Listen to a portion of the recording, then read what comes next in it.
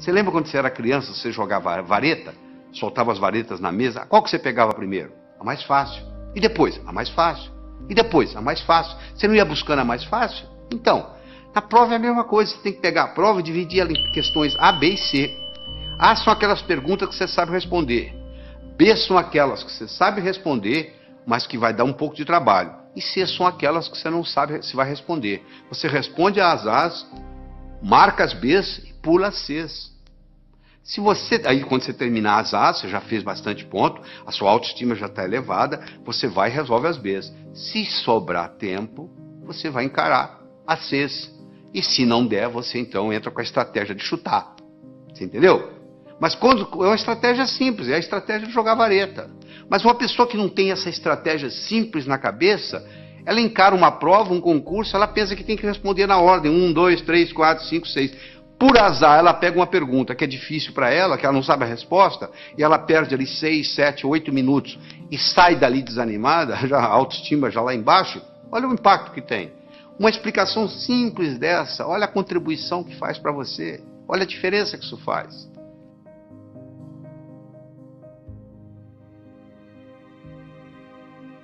Então, uma pessoa pode muito bem melhorar sua capacidade de raciocínio. Eu tenho aqui 4 pilares do raciocínio. Um eu chamo de passo a passo, o outro eu chamo de visualização, o outro eu chamo de reformulação e o outro eu chamo de exclusão. Esses são os 4 pilares. Quando eu ensino para a pessoa a trabalhar com esses 4 pilares, essa pessoa automaticamente melhora a sua inteligência lógico-matemática.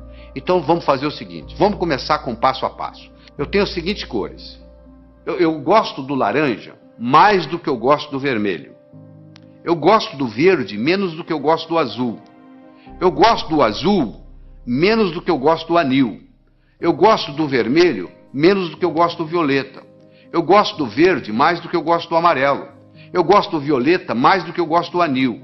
E eu gosto do laranja menos do que eu gosto do amarelo. Qual é a minha cor favorita? Olha que eu tenho aqui só 7 cores. Imagine se eu tivesse 70 e fizesse esse raciocínio. Olha onde que você chegaria. Você pode começar a trabalhar nisso aí, ou se você vai ficar, tem gente que leva meia hora, 1 hora e não consegue chegar à conclusão, porque não pegou o modelo ainda. Eu vou lhe ensinar o modelo, você vai resolver isso em 10 segundos. Porque é muito simples, olha como é que o modelo é simples. A primeira está escrita assim, eu gosto do laranja mais do que do vermelho. Então laranja passa a ser a minha cor favorita. Eu vou procurar onde é que tem laranja. Vai lá no 7 tem laranja. Lá está dizendo que eu gosto mais do amarelo do que do laranja. O amarelo passa a ser a minha cor favorita. Eu vou procurar onde tem amarelo. Eu vou lá no 5, tem amarelo. Eu gosto do verde mais do que do amarelo. O verde passou a ser a minha cor favorita. Vai lá no 2, onde está o verde. Olha lá. Eu gosto do verde menos do que do azul. O azul passou a ser a minha cor favorita. Eu vou onde tem azul. Eu vou lá no 3, tem azul. Eu gosto do azul menos do que eu gosto do anil. Anil passou a ser a minha cor favorita. Eu vou lá no 6, olha lá. Eu gosto de violeta mais do que eu gosto de anil. Violeta passou a ser a minha cor favorita. Eu vou lá no 4, onde tem violeta, e confirmo. O violeta gosto mais do que o vermelho. Com a conclusão que eu cheguei, a minha cor favorita é o violeta. Olha que bacana. Na hora que eu criei esse esquema, pronto, agora ficou fácil. Eu tenho um modelo, sabe por quê? Eu aprendi a pensar passo a passo. Esse é um jeito. É aprender a pensar passo a passo. Você já deve ter aprendido o teorema de Pitágoras, né? O quadrado da hipotenusa é igual à soma dos quadrados dos catetos. Se a minha hipotenusa é 5, que no caso aí é o A, o quadrado de um dos catetos é 4, 4 vezes 4, 16, do outro é 3, 3 vezes 3, 9, 16 e 9, 25, o quadrado de 5 é 25. Não é isso? E daí? O que eu vou fazer com esse...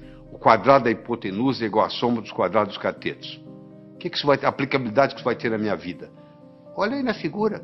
Você está vendo aí, ó? Está aí a hipotenusa, que são 25 quadrados.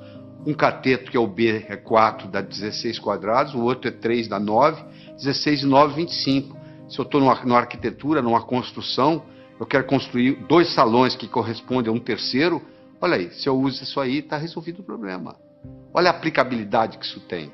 Agora que você visualizou, você entendeu a aplicabilidade, agora você tem motivação para aprender. O terceiro pilar do pensamento é a reformulação. Quanto que é 2/3 de uma metade? Você sabe? 2/3 de uma metade. Metade de 2/3 é 1/3. Então, Você reformulou, mudou a ordem e resolveu. Às vezes você não resolve o problema porque você não está sabendo reformulá-lo. Você reformulou, você está numa prova, reformula o problema. Às vezes você não resolve daquele jeito. Você tem dificuldade em dizer quanto é 2/3 de uma metade, mas você não tem dificuldade em dizer quanto que é metade de 2/3. Falou? E finalmente, nós vamos conversar sobre o pilar da exclusão. Eu tenho aqui um probleminha muito simples. Você vai pegar os números 1, 2, 3, 4, 5, 6, 7, 8, 9. Vai colocar nesses 9 quadrados que estão aí. De tal forma que, se eu somar na horizontal, somar na vertical ou somar na diagonal, tem que dar 15. Não interessa como eu somar, tem que dar 15.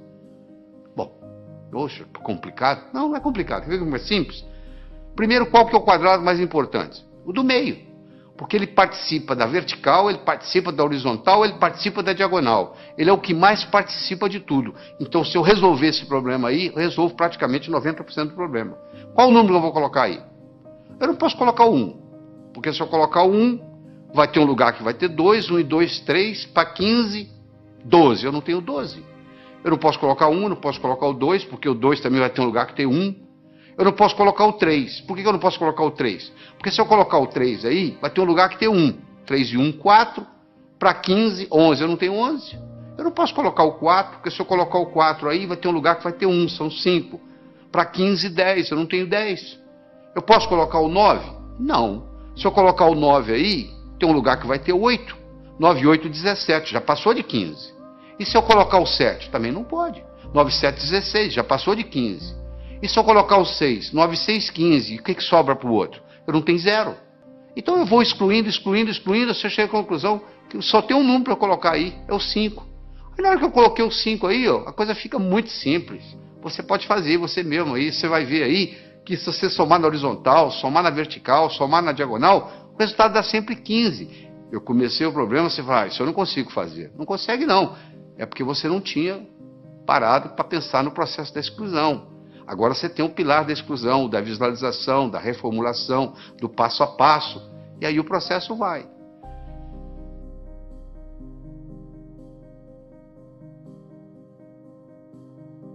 Então nós já falamos, é importante você levar em consideração a motivação. Como é que você motiva? Você fica olhando a sua meta.